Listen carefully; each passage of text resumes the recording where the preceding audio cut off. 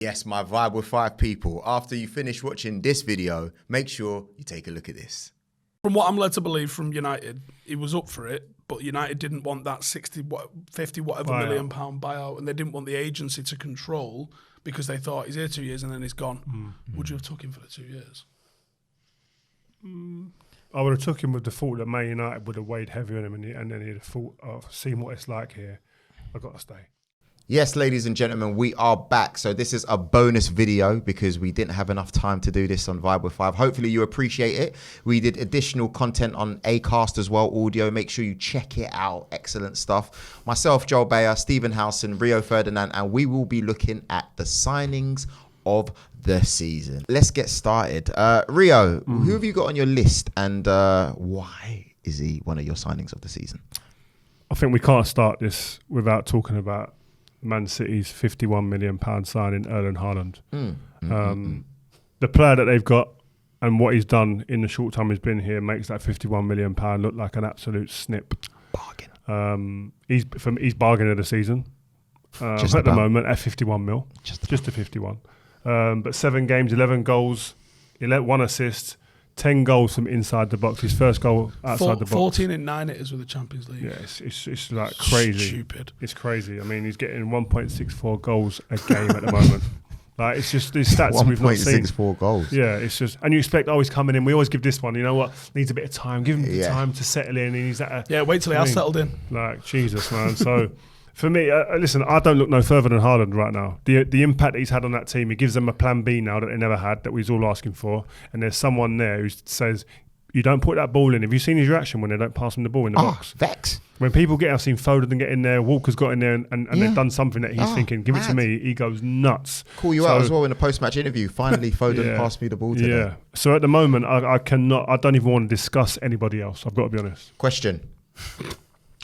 How would you have stopped Erling Haaland if you were still playing? It would have been hard. I mean, because the overriding factor, right, is the team. You can't even get near to City. So you can't get near to City. They're pulling you all over the place with other players. De Bruyne's running off people, doing overlaps and underlaps. Silva's doing the same. And you're thinking, like, and then you've got to mark him. And you're thinking, oh my God, but I'm being pulled out of position to go and see someone else. And then you're left one-on-one versus him. What I would say is I haven't seen anyone really bounce him about a little bit. Like before the ball's coming. Before the ball's played, nudging him, putting him off. Do you know who the closest player to do that was? But it wasn't in a Premier League game. Dortmund? No, it was maybe. I didn't see it. It was Dortmund. He scored in the last couple of minutes. But also... I had to delete some tweets. Liverpool did in the Community Shield. Yeah, Van Dijk had a decent game. But again, he was getting up to speed. He took one game. But that's fair. But exactly. What I mean is, if you can get before he can get into full pelt or get on his runs, bouncing him, little things like that, winding him up. Do you know what I mean? Little things where there's little dark arts here and there, and then keeping him out of the box if you can. Like players like Peter Crouch, a different player totally, but he had something that if he was in the box, he was an absolute threat. Because he's in the air, he was dangerous in the air. He'd get across people, he could get over you, etc. He's another one. The goal against Dortmund he scored the other day, it's an acrobatic gem. Like it's only him or probably Zlatan Ibrahimovic who are getting that goal because he can get his legs up where your head's never getting to head it. So you've got to keep him out of those areas, and it's hard. You've got to do that against a City team that force you to be in them areas. Then, and like I say, it goes back to the point of not allowing him to be free when the ball's wide, getting against him, being a nuisance, and that's where you give yourself an opportunity. But it's difficult. You focus on him, and then you got Grealish, someone else. And then what you got a problem is as well that then is look how quick he is. His favourite way of scoring is probably running from the halfway line onto something. It's mad. So you don't get a lot of chances. You don't get a lot of that with City, but at Dortmund now is his favourite cup of goal. The goal against West Ham earlier in the season, that was his goal. Yeah, and that's where you look at the defenders and go, you've seen him score 50 odd of them goals. That's why I think he's probably going to make a difference from the Champions League, because in the Champions League, they're going to transitions. they're going to have a little bit more teams that probably hold the ball better in the later stages. And then they'll the later stages, I think, and he'll score more goals for City. Wow. So sickening. Hard to stop. Go on, Joel. Who's yours? I have to be honest with you. Besides Haaland, obviously no one better, but I have to put Gabriel Jesus in there because I think he's been. Are you saying he's the? No. I'll say probably second. Second. Let me say it a bit louder. Clarify that. For my Second, Arsenal. he said. Second. Yeah, because come on, I'm not silly. I'm not going to be playing the clown. Really? Yeah, come on. Honest? You honest? Yeah, I'm serious. Honest I think Joe. Gabriel Honest Jesus, you're looking at 7 appearances, 4 goals, 3 assists as well, which I don't think get mentioned enough. Against what type of teams? It doesn't matter. Oh, Because okay. you can only beat who's in front of you, right? How Rio? did Can you you? against United? Fair enough.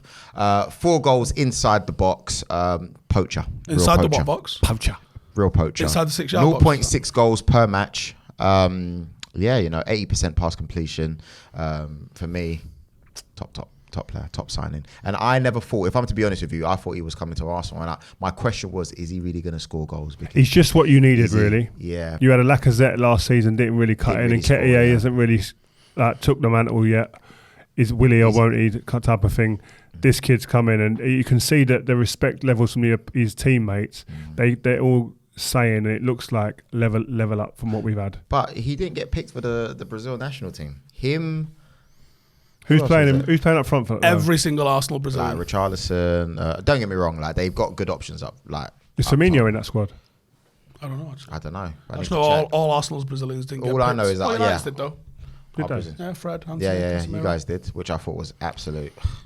Go on then, Steve. After Jesus, who are Right, you going so to go for? I'm going to tell you why it isn't Jesus. So the fact that they spent 45 million, it's only 6 million shy of what City actually replaced him with. That alone shows you why that was a bad deal. Good point, Steve. Good point, Absolutely sickening deal. Steve. Good point, Steve. He's never outperformed his XG, and he's already slipped behind his XG this season, which tells you, considering where he's scoring his goals from as well, this guy's just not a good striker. Let me look at this. Signing of the Oh, Look, I use it real. I don't agree with that, by the way. Don't affiliate I'm yourself looking at the with this, by XG. the way. I'm looking at the XG. No. Go You on, got, understat. Jesus. Boom. Ria, don't do it, man. Don't align yourself with Can't him. believe you've said that he's not a good player. Yeah, don't align Can't yourself say with him. So he's not a good striker. You can't say There you that. go. I'll just show it there for you. There you go. That's him every season. Never once. I really don't care. There you go. Nope. Never once outperformed his XG, and he's underperforming it this season. Lisandro Martinez. The reason why I'm going with him, and I'm going to give an honourable mention to Eriksen because I think he's been sensational, and I think he's actually levelled up a couple of players around him. But United needed the character of Lisandro Martinez so bad. Yeah. This squad that we had last year, we've not even changed that much of it in the grand scheme of things. But he's come in and just dropped character, leadership, shithousery, and there's just an intensity and quality to the way that he plays that it just screams, give him the armband. Yeah. Like You're celebrating an corners in that now as absolute well. leader. Yeah. Yeah, celebrating corners. There was something in the game the other day where he was just winning the ball back 10 yards into the opposition half, firing it straight back forward again. Everything he does is front foot. He defends on a front foot. He attacks on a front foot. He is calm. He's hard. Like, Do you reckon he's going to do better absolutely against love him. Ben Mee next time you play? He didn't even jump. You can I'm argue he asking. probably should have jumped, but That's the only probably mistake, if you're going to call it that, he's Yeah. made this season. that Saliba made 3 in 45 minutes, but you're still touching him. So you weren't at fault against Brighton? No? Okay. Go on, carry on. Oh, yeah, actually, you're right. I think he's been absolutely mint. So he'd be your player of the year? Signing Signing. of the year. Signing of the year, Because especially he came with everyone just looking at his height and going, how can you be a good defender when you're this height? He's a good But player. he's- Do you think he's a been good more player. important to Man United than Eriksen? Yeah, because defensively, we had a record-breakingly bad season last year defensively. So him and Varane's had a big part in this as well. I think him and Varane have just hit it off perfectly. Varane hasn't lost yet, has he? Yeah, Malacia has come in and levelled it up as well. Like, are you seeing the comparisons between the way Malacia runs and holds himself and Evra? Yeah, I I said think even this. Evra's said it himself, hasn't he? He's looking at a ghost on the pitch, I think Evra said. I thought He's more athletic than Evra though. I love Patrice. What? Like, I mean technical, sorry, wrong word. He's more techie. Definitely more techie than Evra. Yeah. On the ball, come on, man. Evra's like I don't know, Evra was no. Evra was Malacia good. is Moving the really ball up. What do you mean technically really technically like better? for example, he's got a little bit more flair. Pat, you than need to Evra. come on and defend yourself. Yeah, Say again? Patrice didn't have that flair. No way. He's like, and you know what these left backs are like these days. It's not the same as I what it just was send back that in to the him day. when you say it again. Yeah, please. Wait. What did you say? Salut about Patrice, comment ça va?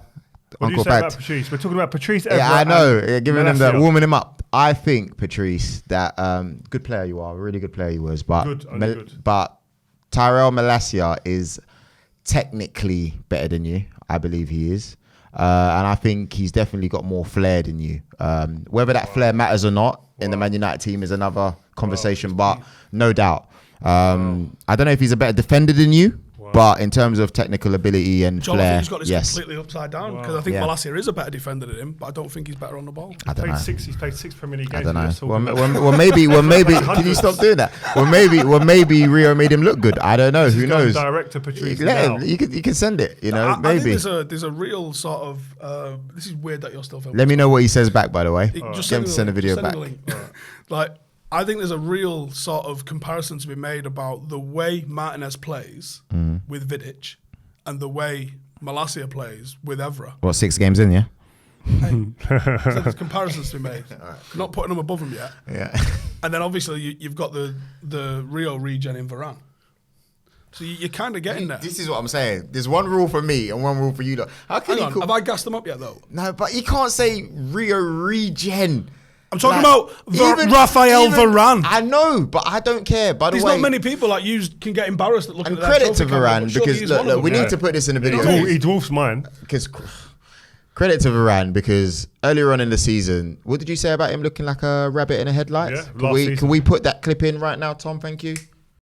So he's going in there into an alien scenario situation where he's going, well, I have not seen this since probably playing youth team football. Like, so to understand, so to be able to go from that world-class operating and culture on a daily basis and standard to what he's at Man United, I think is a huge, huge shift. And he's probably sitting there, he's like a rabbit in the headlights thinking, wow, what is this? Yeah, he was. Mm-hmm. Last season, he would have told you himself, he would have been disappointed with his output, like what he done last year. His personal performance, but obviously the team overriding that was poor. So he wasn't as bad as I don't think the team in terms of performance, but he still would have been below par in his own mind. Started this season, he's not finished on losing sides when he started. They've only conceded 2 goals when he started at the games, and his general all-round performance. Ten Hag has even said it himself. This guy goes in there and leads and makes others better. Yeah. So it's just an absolute night and day in terms of performance and the way his approach can come into this season. So it's good. I'm happy. I think he's been really good. I also think on top of how good your players have been, like Varane, Malacia and Martinez, I think Harry Maguire being out of the team, boy, that's a huge. Steve has been calling that for months. No, because he's looked so bad. Like, even when he comes on for like 5-10 minutes, no confidence, no mobility. October 2020. Like, yeah, but you know what? Even when he came on against Arsenal, like, I thought it could have been a penalty. Yeah, that Tottenham game, when he can't play in a high line. Playing in a team that plays a high press and wants to play on the front foot on the halfway line defending, that's going to be one of the weaknesses in his game. You said it to me. Do you know when you said it to me? When? We was in a barbershop getting a haircut, and you were talking through. Yeah, you were looking through, and you were like, we needed a centre back, but you actually said we're going to have a problem because if we play high up, I don't know if he's got the pace to recover. It's unfortunate, really, and I look at this as if I'm in his shoes now. Yeah, I'm panicking. I am panicking because the World Cup's coming up. The only kind of what he's got in his favour is that Southgate is going to be is working off of who done well for me in the past. And in an England shirt, there ain't been many better or more consistent performers than Maguire under Gareth Southgate. So for that reason, he's going to go and he's going to start for England. But I would be panicking in terms of club and getting some sort of rhythm going into a tournament. He ain't going to get it. Unless he plays in the little cup competitions here and there. And even in the Europa, he didn't even start, he came on. But and we looked panicked when he came on. Yeah, he unfortunately did. And I worry for him in that sense. And it's defenders, it's hard to get rhythm, man. If you come in as a forward out of the blue, the ball can hit you off your back and go in. Your confidence goes from the floor to the roof. With a defender, you could make a great tackle, clear one off the line, 30 seconds later, it's in the back of your net. You're of no fault of yours, confidence back on the floor again. Yeah. Or you lose a duel, you lose a header. You go for a header, when you're lacking confidence and the ball gets kicked up, you go for a header, you lose that header, and you hear the crowd, they almost get in and score, everyone's looking at you, all eyes on me, oh my God, because of me. The confidence, it's hard to build, it takes games. It doesn't take a game or a moment. Does he get sold? Confidence. End of the season, yes or no? If there's takers, I think Erik Ten Hag lets him go. I don't know who comes in and goes, I need a bit of that. Because I think he'll want to go. If he's not playing, I don't think he wants to sit there. There's other people that have chosen to sit there when they're not playing. That's fine, but I don't think Harry Maguire is one of those guys. He loves football, wants to play. If he'll have an open and honest conversation with the manager, am I going to get games or what? I ain't played. No, you're not really going to get games in this team. I want to go then. I think that's what the conversation will be. But there has to be a taker. I think someone like Newcastle. Only Newcastle. We're going to do that separately. We're doing it separately. Yeah. Oh, I've got things to say, Gareth. Yeah. You can catch that on the Vibe 5 episode if you haven't seen it already. But I want to talk about Joel Palhinha from Fulham. 20 mil. Now, you know, not getting headlines, man. Not getting headlines, Mitch has been getting, but... Yeah, really good, man. Like, I'm talking, if you're looking, it says here, we've got in our stats here, so far he's winning 59% of his aerial duels, 63% of the ground duels, and you saw his goal on the weekend. Like, you know what I mean? Like, he's a very good player. Yeah. I watched him live. He's very good. He's very efficient. He knows the game, takes up great positions. He's one of those who makes other players in his team perform better. No frills about him, but really efficient in where he picks up his positions. For a centre-back, you'd be happy with him in front. So, well, that's our signings of the season. Let us know who we're leaving out. If you agree with me, Rio or Steve, don't really care. But yeah, thank you very much for watching. Speak to you guys soon. Peace. John O'Shea just replied, "What is he smoking?" Must be trying to reel him in. Have you seen John O'Shea recently? He looks like he's been smoking. Mate. Wow. That man aged quick, fam. Tell him I said that. What? Oh no, I need to record that. Oh, Hey. Wait. I can't let this go. Wait. Pardon? What did you say? Hey, John, have you seen yourself recently, mate? You look like you've been smoking yourself, bruv. Aging quick, crew boy. Shazy, don't have this.